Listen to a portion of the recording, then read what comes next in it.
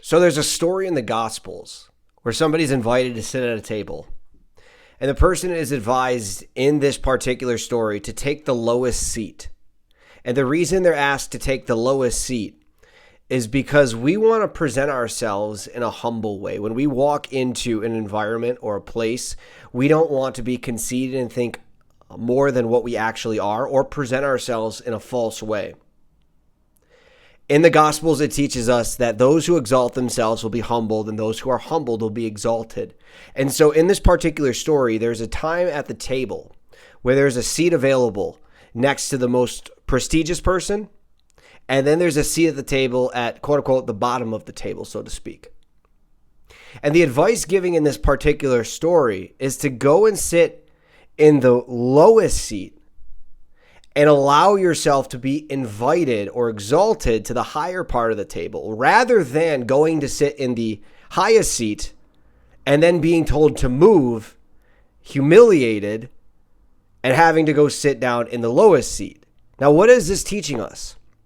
This is teaching us what Jesus taught us: to serve others, to love others, to put others before ourselves, and to not walk around with pride and arrogance and conceit, but instead to view others as more important than ourselves. And this is much easier said than done.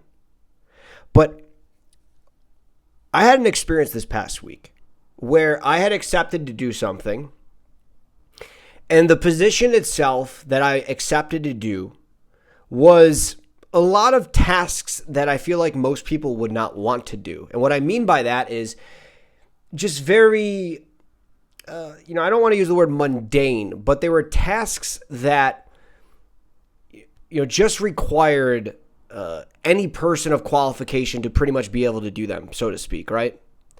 And so by the end of the first day, what I had noticed was the more that I was just making myself available to serve others, the more I was, quote unquote, being invited to serve in greater capacities. And this was happening very quickly.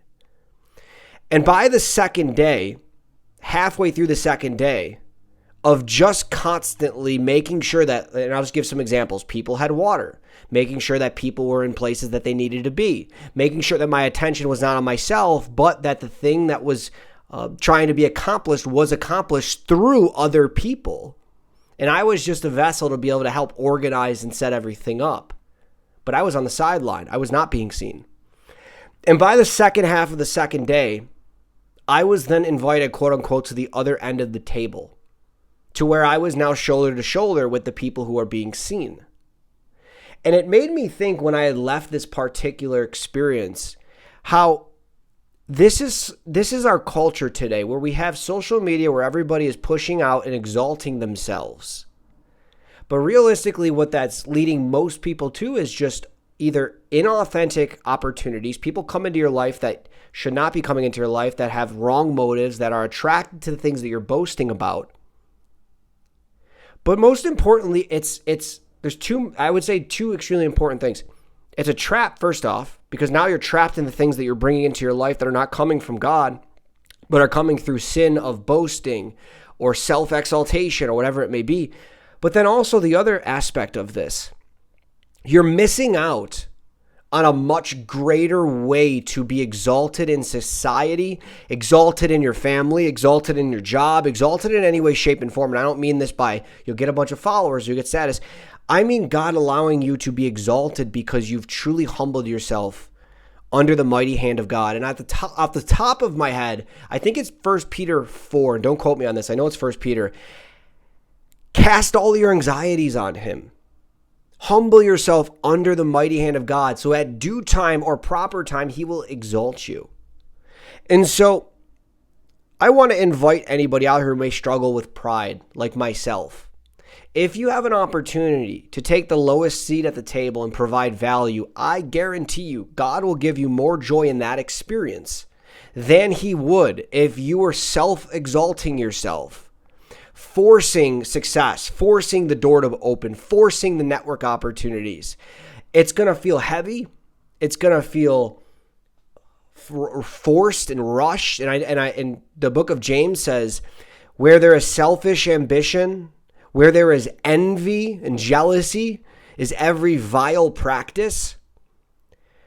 We need to allow God to take us through humbling circumstances and situations. He will develop our work ethic. He'll develop our character. He'll give us greater joy in those places than he would, like I had just mentioned, if we were trying to make a name for ourselves, quote unquote. Promotion comes not from any direction of this world. Promotion comes from God, the book of Psalms says. And so whoever's out there right now battling for their career, battling for their reputation, battling for success, battling to be seen by the opposite sex, battling for whatever you may be needing to battle for, be still and know that he is God. Put yourself in a circumstance to serve others and watch how God uses that to then exalt you. And I would also, and I created several videos on this, examine the motives of your heart. We don't want to serve people. We don't want to go to places because, all right, I know if I do this, then I'll get something. We want to ask God to change and transform our hearts, that when we are serving, we are just doing it from a pure place. And I think the more that you do serve, the more that your heart does get changed. It's in the grind and the process. It's not in the times that you talk about all the stuff you're going to do. And so put yourself under the mighty hand of God and let him exalt you in due season. That due season may be by this weekend. That due season may be a very long time from now. But what I do know for sure that God has given me through experiences of my own life, especially this past week, is that he wants us to serve other people. He wants us to be focused more on the outside than he does with ourselves. He wants us to be more focused on the people that are around us, the people who are coming into our lives. Can we be aware? Can we ask ourselves, what is this circumstance trying to teach me? What is this person supposed to teach me? What am I supposed to learn from this interaction? And how can I provide value to the people that come into my space?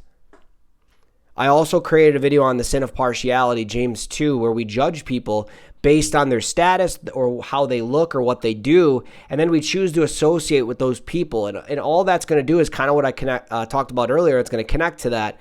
We will bring the wrong things into our lives through exalting ourselves, through boasting, through making ourselves something we are not, through our words, social media, and whatever else it may be.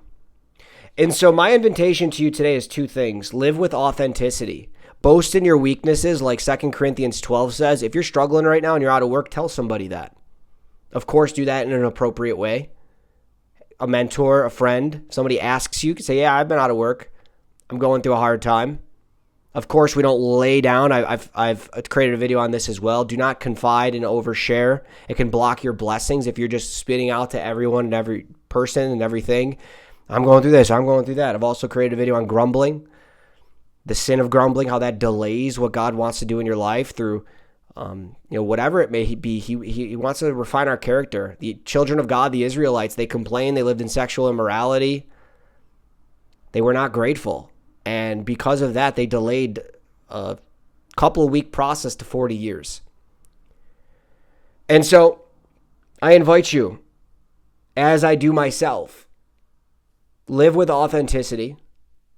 Be open and honest to people. Be aware when people are coming into your life. They may need to teach you something, or you even may be able to be used to teach them something, or vice versa. And finally,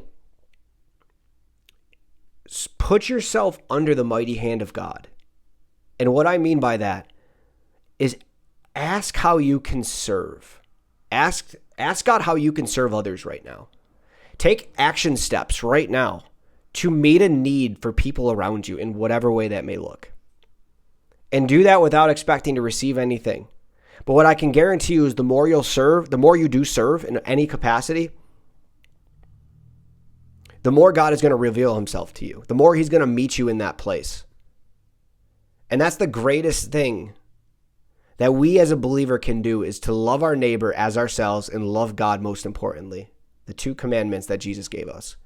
All right, if you guys got value in this video, I invite you to subscribe, or please leave any questions or comments down below as well. We'll see you guys in the next video.